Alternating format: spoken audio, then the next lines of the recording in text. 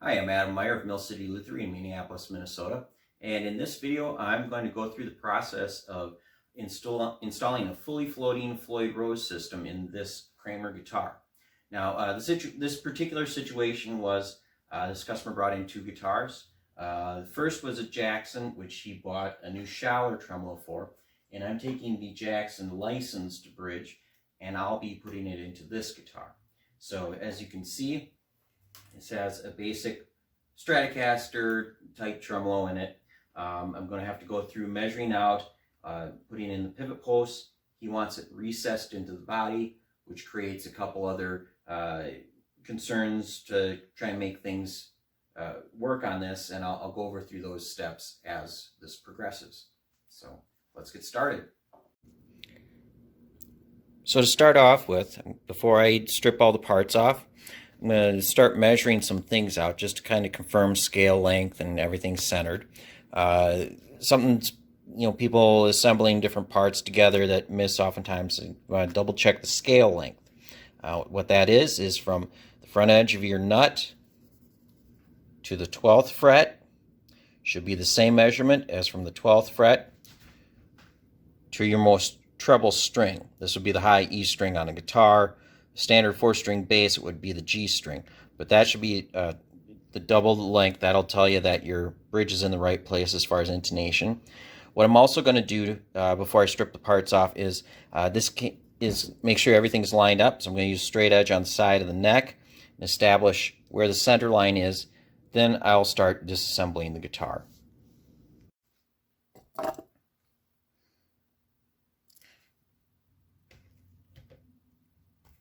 Okay, now I'm going to show you how I mark this out. Put down some tape, and I put a straight edge on both the treble side and the bass side of the neck, and then trace a line on the tape, then measure in between, and I've got my center line, so it lines up perfectly with the neck. Might have routes and other things that are off just a little bit. The neck fits in real nice on this body where it is, so I want to space things out that way so that it'll play really good. And actually the original bridge corresponds to that really well. So we take that out. I went ahead and filled in these holes because they'll be getting routed down, and we want to make sure that's nice and solid. Then a little note here, you measure from the front edge of the nut to here, which is 25 inches, and that's where the pivot posts for a Floyd Rose will go on a 25.5-inch scale length guitar. Anybody doing this, you need to make sure if you're using a tape measure, notice this. I know enough not to do it, but this is a used one. I know it's there, but doing that all the time makes that loose. So when you're measuring this out, you actually start from like the 2-inch line, because we're measuring pretty precisely here. This little bit here can throw you off, and I'll show you here in a minute. So we've got our lines all established. We're going to take our template, figure out where we need to put those posts, line it up with center line, line it up with the 25-inch mark. You'll notice that what I'll need to be doing here is I'll have this put on. We're going to be routing away here in the front a little bit, because if without, the bridge would not pull back at all. And that's where the posts will go, these two cross lines here. If you notice with the pickup, since this one is at an angle, that is going to get awfully close to that pickup ring. If we actually put a pivot post there, just kind of set it in place. I'm going to use the template here that would go over. We're going to end up with a problem where may end up having to either just get rid of the pickup ring and mount the pickup to the body, or I might have to remount and push the pickup forward, because we want to have some wood there. So that's just something we noticed before doing any of the work. And I am also going to rechannel where the pickup wire goes. You notice it goes right through there, comes at an angle here. I do not like how close that gets to that post, so I'm going to glue in a dowel, use some wood glue to pound it in, and then this dowel is really good if you take some real thin super glue. It'll wick the glue through it'll soak it up, and it'll get this piece of wood really nice and hard. Then later on in the build, when I'm putting everything back together, I'll drill over here for the wire for the pickup to come into the channel, because the control panel or control cavity comes up to about here. So I can drill a new hole over here. Then this is all nice and solid over here.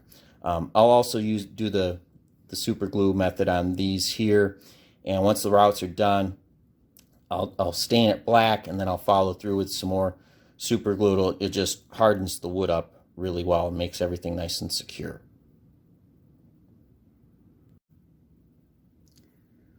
First step in the routing is done. You can see how this has all been trimmed off. Note those 6 pivot screws there, plugs, definitely need to plug them. I'll be trimming this down, and like I said, I'll be saturating it with some glue afterwards. I went ahead and drilled for my posts now, because I've always found that once this route is down, it's hard to get the center punch there to mark and whatever. So I went ahead and just kind of place these in here. Then I kind of eyeball with the bridge. Works out. I got them in the correct space. This is going to be 1/4 inch down, so of course I drilled 1/4 inch deeper than this.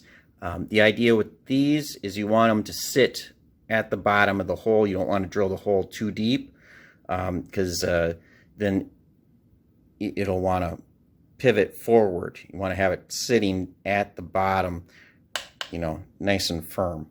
So very carefully added 1/4 inch, and I need to make sure that I route exactly 1/4 inch down on this section. Once I do that, then this will be flipped around, and I'll be routing back here for the access for the locking screws. So as you can see, doing well. And I stuck this to the surface. I've got a short bit. I'm able to get this down. It's what I'm accustomed to using. There are shims that come with the template if you have a longer bit to bring the template up and get this correct. But this is what I'm used to doing. And I'll do this pass, and maybe I'll just do this as well, and then I'll get back and show you what the result is. All right, we've got the routing for the body done. So now what I'm going to do is I'm going to take some, it's actually a dye for suede and leather. I'm going to use a Q-tip, because I really don't want to try and use a paintbrush after using this stuff. It's just kind of a cheap alternative to spraying any finish in there. Make it black. It'll blend in real well.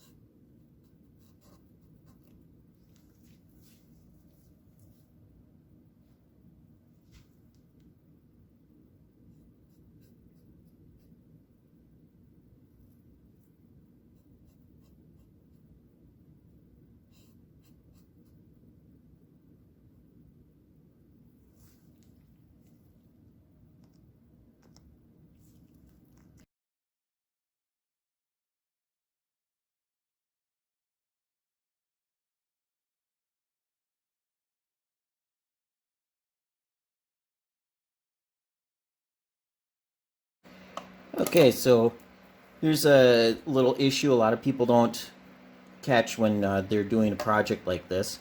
This is roughly where the bridge will be. This, I'm kind of planning on having it down kind of like this. The customer wanted it recessed, so we're not going to plan on shimming the neck and having the bridge up here.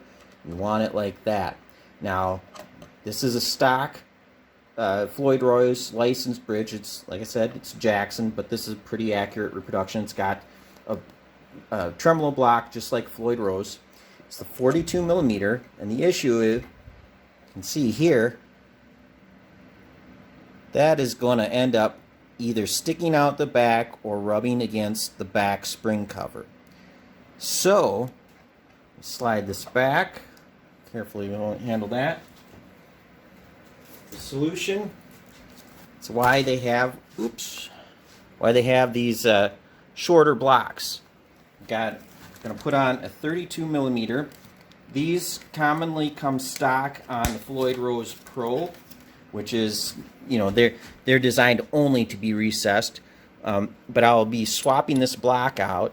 You can see that difference there. This will accommodate the springs in the back and having the bridge recessed down into the body. So you need to take the bridge part, swap this out. It's just a minor part that needs to be swapped out. And if you're pursuing a project like this, it's just a detail that, you know, you need to consider. So you can see they're marked 42. There's also a 38 millimeter, but we're going with the 32 on this one.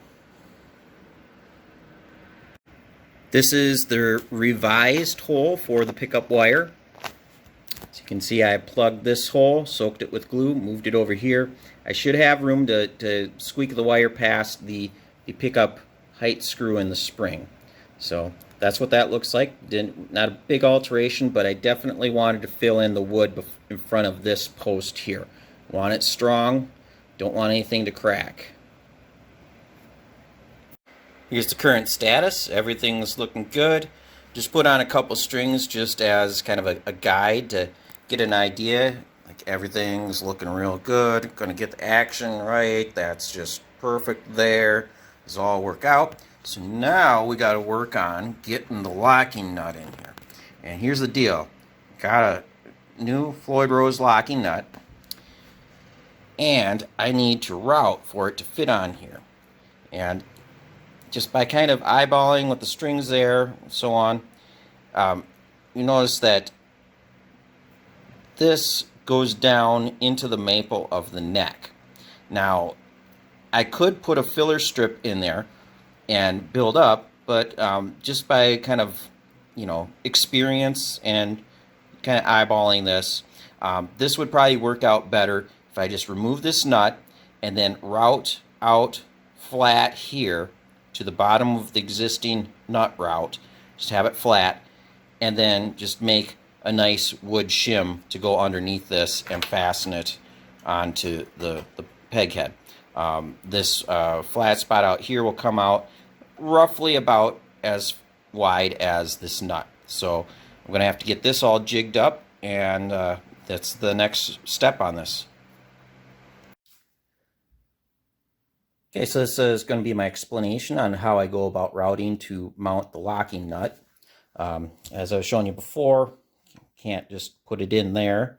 It's too high as is with this, and you know, I'm just going to flatten this out and make a new shim so it'll sit in there nice and solid.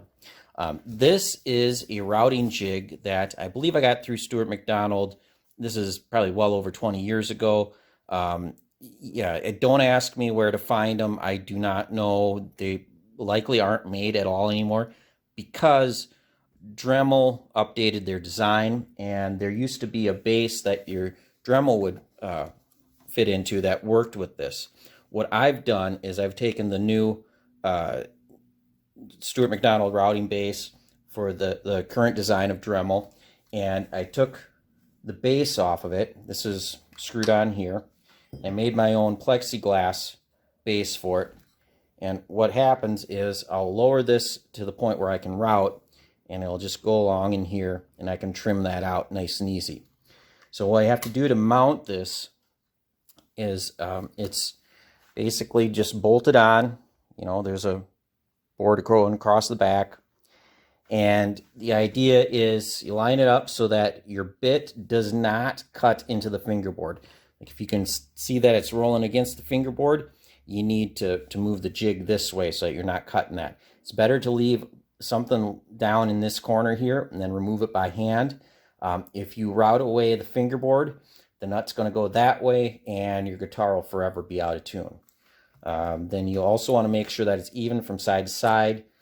Because I've altered the router base, I have to do it this way, where I'm using a calipers and I'm measuring here to here to make sure that I'm even, and I've got this set up pretty good. So I can't figure out a way to get video of me using this, so I'll just show you the after what I did to get this done. So here's what it looks like when it's done. If you're looking close enough, you could see the line right there and right there. That was the edge of the original nut. And I just took it down to match that, which coincidentally is the same width as this nut. And just so you understand the reason why I did it this way, instead of putting in a little filler strip in where the original nut was and just routing it down just enough for this to be the correct height, I want this to sit square on the bottom here.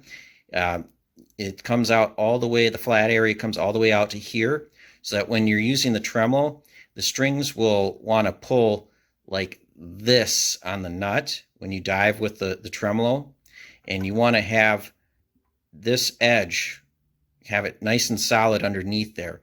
If I filled in the nut slot and routed down only enough so for this to be the correct height over the fret, you probably would have only been sitting maybe to about there, and that just isn't going to be secure enough, because you know, you're always going to have a string tension from the tuner to the nut pulling that way. So when you dive the tremolo, you don't want this getting yanked loose. You want to have it sitting nice and firm in here. So now I have to start assembling things. I'll be making a little shim to go across here to help build this back up to where it needs to be. I'll stain it black. Nobody's going to notice that it's there. And probably the next time you see this, it'll be all strung up. So one last thing to install before this is getting actually set up. But I've got the shelf in. I dyed it black, blends in. Never going to notice it. Notice here, I've only got the 2 strings on. See how much that string there wiggles, the high E, low E a little bit. So when you're going to put the locking blocks in here, and you're going to clamp it down after you tune it, that's going to pull your string out of tune. So I have to install this string retainer, and I'll be putting it, you know, not too far towards the tuners because the strings are getting way out on the edge, but probably somewhere about here. There isn't like an actual measurement. But this is the idea of the string retainer bar, is that when you thread your strings underneath it, and your strings will rest all the way through the nut, so that when you tune it up and then you lock the nut down, you're not going to pull the strings out of tune. So it helps get the guitar tuned up a lot quicker and easier. So I need to plan this out, get it drilled and put into place, and then it's time to string everything up.